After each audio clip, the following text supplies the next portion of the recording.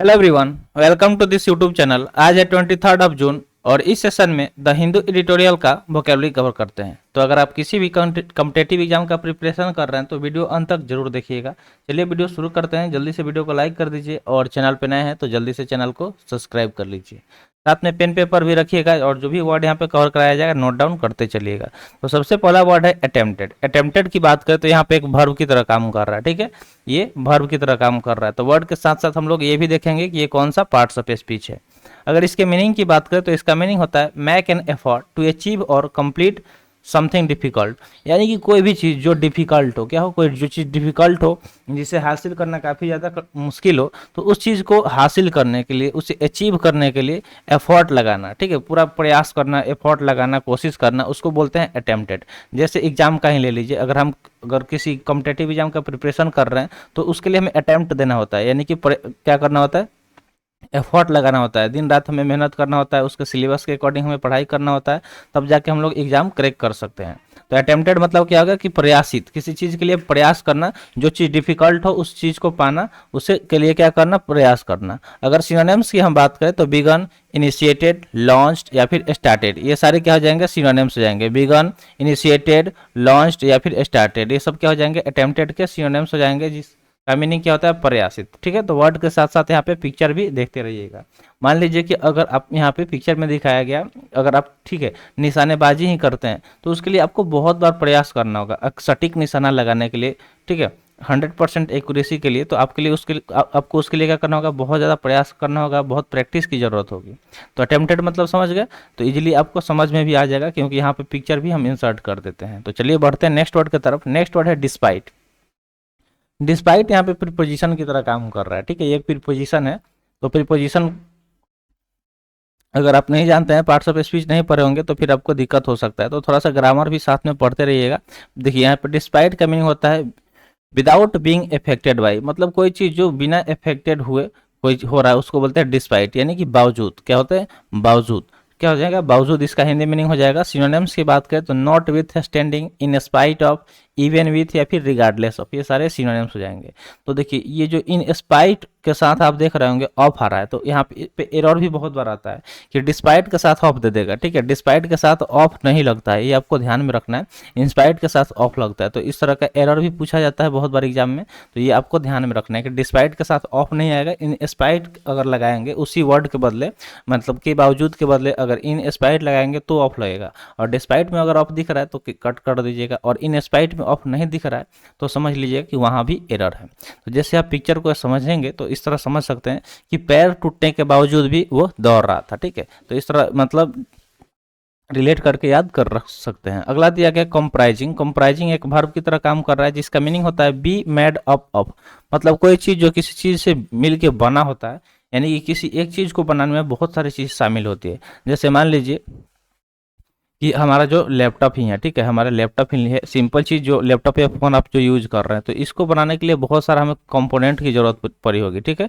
इसमें बहुत सारा कंपोनेंट लगा होगा, फिर उसके बाद मतलब अलग अलग हार्डवेयर यूज हुआ होगा, ठीक है, अलग अलग हार्डवेयर यूज हुआ होगा। उसके बाद से इसमें सॉफ्टवेयर भी यूज किया गया होगा, तभी तो हम लोग ये सारा चीज़ यूज कर पा रहे हैं।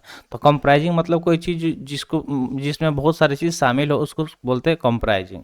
सिनोनिम्स की बात करें तो कंपोज, कॉन्स्टिट्यूट, कंटेन या फिर कवर, ये सारे क्या हो जाएंगे, सिनोनिम्स हो जाएंगे, ठीक है।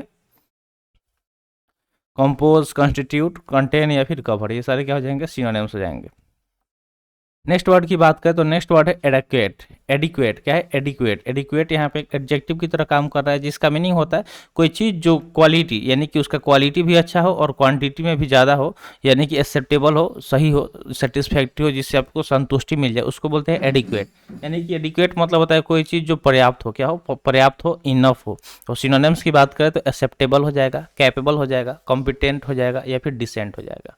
तो ये सब क्या हो जाएंगे, सिनोनिम्स हो जाएंगे। अब चलिए यहाँ पे नोट करने वाली बातें ये है कि आप देख रहे होंगे बीएलई है यहाँ पे, एक्सेप्टेबल में लास्ट में, कैपेबल में लास्ट में बीएलई। तो बीएलई एक एडजेक्टिव सफिक्स होता है, ये क्या होता है, एक एडजेक्टिव सफिक्स होता है। इसे आप नोट डाउन कर लीजिएगा क्योंकि एडजेक्टिव से भी क्वेश्चन बहुत बार पूछा जाता है। अगला वर्ड दिया गया है इंश्योरिंग। इंश्योरिंग यहाँ पे एक वर्ब की तरह काम कर रहा है, जिसका मीनिंग होता है make certain that something will occur और बी द केस। मतलब किसी कोई चीज़ जो हो उस चीज़ को सर्टेन कर देना कि हाँ ये चीज़ होगा ही होगा, उसको बोलते हैं इंश्योरिंग। यानी कि सुनिश्चित कर देना किसी चीज़ को, क्या कर देना, सुनिश्चित कर देना, फिक्स कर देना, यानी कि वो होगा ही होगा। यानी कि गारंटी के साथ किसी चीज़ को बोला जाता है ना कि हाँ ये गारंटी है कि ये काम होगा, उसको बोलते हैं इंश्योरिंग। तो सिनोनिम्स की बात करें तो सिक्योर हो गया, गारंटी हो गया, वारंट हो जाएगा या फिर सर्टिफाई हो जाएगा। तो ये सब क्या हो जाएंगे, सिनोनिम्स हो जाएंगे। सिक्योर, गारंटी, वारंट, सर्टिफाई सब सिनोनिम्स हो जाएंगे इंश्योरिंग के, जिसका मीनिंग होता है किसी चीज़ को सुनिश्चित कर देना। होमवर्क की बात कर लेते हैं। तो सबसे पहले आप अपने गोल का नाम कमेंट सेक्शन में कमेंट कीजिए कि आप किस गोल के लिए तैयारी करते हैं, आपका गोल क्या है, आप क्या मतलब किस एग्जाम का प्रिपरेशन करते हैं। और फिर होमवर्क में आपको यही बताते हैं कि जो भी यहाँ पे वर्ड्स आप सीख रहे हैं, बताया जा रहा है, उस वर्ड से सेंटेंस बनाइए और उसे कमेंट सेक्शन में कमेंट करना है, ठीक है। तो बस इतना सा काम आपको करना है as a homework. Next word दिया गया प्रोविजन। प्रोविजन यहाँ पे एक नाउन की तरह काम कर रहा है, क्योंकि लास्ट में आईओएन आया है। तो जब भी वर्ड के लास्ट में आईओएन दिखे वर्ड नाउन की तरह काम करेगा, ये आपको ध्यान में रखना है, ठीक है। बहुत बार ये हम आपको बता चुके हैं। इसका मीनिंग होता है द एक्शन ऑफ प्रोवाइडिंग और सप्लाइंग समथिंग फॉर यूज। मतलब किसी चीज़ का सप्लाई करना किसी के यूज के लिए, ठीक है, या प्रोवाइड करना, उसको बोलते हैं प्रोविजन। क्या बोलते हैं, प्रोविजन, जिसका मीनिंग होता है प्रावधान। क्या होता है, प्रावधान। सिनोनिम्स की अगर हम बात करें तो सिनोनिम्स अरेंजमेंट हो जाएगा, प्लान, अकाउंटरमेंट या फिर कैटरिंग, ये सब इसके सिनोनिम्स हो जाएंगे, ठीक है। ये सब क्या हो जाएंगे, सिनोनिम्स। यहाँ पे MENT आया होगा, हुआ है, ठीक है। इस सब वर्ड में MENT आया है, तो लास्ट में जब भी MENT आएगा तो वो वर्ड नाउन की तरह काम करेगा, ठीक है। वो वर्ड नाउन की तरह काम करेगा, ये चीज़ आपको ध्यान में रखना है। तो प्रोविजन मतलब क्या हो गया, प्रावधान, यानी कि किसी चीज़ को प्रोवाइड करना, सप्लाई करना। जैसे मान लीजिए कि हमें राशन मिलता है, ठीक है, हम लोगों को क्या होता है, राशन मिलता है, गवर्नमेंट हमें राशन प्रोवाइड करती है सस्ते दामों में, ठीक है, ताकि हम लोग अपना जीवन यापन कर सकें। तो उस तरह एक तरह का क्या हो गया, प्रोविजन हो गया, यानी कि प्रावधान किया गया है गवर्नमेंट द्वारा, ताकि जो गरीब भी हैं वो अपना मतलब भरण पोषण कर सके, खाना खा सके। अगले वर्ड की बात करें तो अगला वर्ड है एकम्पेंड। एकम्पेंड यहाँ पे वर्ब की तरह काम कर रहा है, जिसका मीनिंग होता है go somewhere with someone as a companion और एस्कॉर्ट। यानी कि कहीं किसी के साथ जाना, जैसे मान लीजिए कि कहीं घूमने जाना है टूर पे, तो कोई आपके एक साथ में दोस्त ले लिए और उसके साथ जा रहे हैं, डेट इज ए कंपेनी। क्या बोलेंगे उसको, ए कंपेनिड बोलेंगे, जिसका मीनिंग होता है के साथ, यानी किसी के साथ कहीं जाना, दोस्त, मित्र, सखा, यानी जो भी आपका क्लोज फ्रेंड है या कोई फ्रेंड है उसके साथ अगर आप कहीं जा रहे हैं टूर पे या कहीं घूमने, उसको बोलेंगे अकम्पनीड। सिनोनिम्स की बात करें तो एवेटेड, एडवाइस्ड, असिस्टेड या फिर बैकेड, ये सब क्या हो जाएंगे, सिनोनिम्स हो जाएंगे। एवेटेड, एडवाइस्ड, असिस्टेड या फिर बैकेड। जैसे यहाँ पे देख सकते हैं कि पूरी फैमिली क्या हुई है, कहीं घूमने गई हुई है, ठीक है, कहीं घूमने गई हुई है, तो ये क्या हो गया, अकम्पनीड, यानी कि पूरे कंपेनियन के साथ एक ये लोग गए हुए हैं कहीं पे। अगले वर्ड की बात करें तो अगला वर्ड है हैरेसमेंट। हैरेसमेंट में MENT आया है, ठीक है। अभी थोड़ा देर पहले ही आपको बताया था कि MENT नाउन सफिक्स होता है। इसका मीनिंग होता है एग्रेसिव प्रेशर और इंटिमिडेशन, यानी किसी पे बहुत ज़्यादा प्रेशर होना, इंटिमिडेशन होना, उसको बोलते हैं हैरेसमेंट। हैरेसमेंट मतलब होता है उत्पीड़न, किसी को उत्पीड़ित कर देना, ठीक है, हैरेस करना, तंग कर देना। सिनोनिम्स की बात करें तो परसिक्यूशन, हैरिंग, पास्टरिंग या फिर बैडगरिंग, ये सब सिनोनिम्स हो जाएंगे। परसिक्यूशन, हैरिंग, पास्टरिंग या फिर बैडगरिंग। जैसे आप यहाँ पे देख सकते हैं कि इस गर्ल्स को ये लोग क्या कर रहे हैं, हैरिंग कर रहे हैं, ठीक है, हैरेस कर रहे हैं, ठीक है।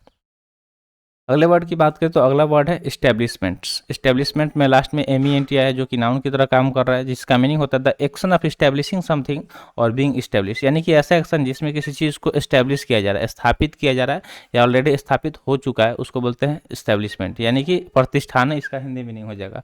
किसी चीज़ को प्रतिष्ठापित करना या फिर स्थापित करना, ठीक है, तो स्थापना भी इसका हिंदी मीनिंग हो जाएगा। किसी चीज़ का स्थापित किया गया उसको बोलते हैं इस्टेब्लिशमेंट। सिनोनिम्स की बात करें तो फॉर्मेशन, फॉर्मुलेशन, फाउंडिंग या फिर इनोग्रेशन।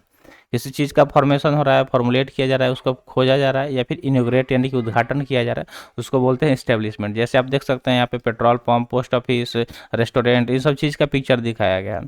तो ये सब क्या है, अगर इसका स्थापना किया जाएगा तो किसी अगर एकदम मतलब ग्रामीण क्षेत्र है तो वहाँ पे अगर post office, petrol pump, restaurant वगैरह का कोई स्थापित किया जाएगा तो उससे वहाँ पे थोड़ा सा डेवलपमेंट देखने को मिलेगा, ठीक है। और वहाँ के जो आसपास के लोग हैं उनको थोड़ा सा क्या होगा, राहत मिलेगा किसी न किसी तरह से। सबसे ज़्यादा ज़रूरत वाली चीज़ होती है तो हॉस्पिटल, तो ज़्यादा से ज़्यादा गवर्नमेंट को हर गाँव में एक अच्छा हॉस्पिटल और एक अच्छा डॉक्टर को वहाँ पर जरूर रखना चाहिए। नेक्स्ट वर्ड की बात करें तो नेक्स्ट वर्ड आपके सामने है, वर्ड है एम्ड। एम्ड यहाँ पे एक वर्ब की तरह काम कर रहा है, जिसका मीनिंग होता है point two direct a weapon और कैमरा एट ए टारगेट है। तो एम्ड मतलब होता है कि डायरेक्ट कर देना या पॉइंट कर देना किसी वेपन या कैमरा को टारगेट के तरफ, यानी कि जो आपका निशाना है, तो निशाना साधना इसका हिंदी मीनिंग बोल सकते हैं, या फिर उद्देश्य, एम मतलब उद्देश्य भी होता है, और यहाँ पे जो बात हो रहा है इसका मीनिंग होता है किसी चीज़ को निशाना साधना, ठीक है।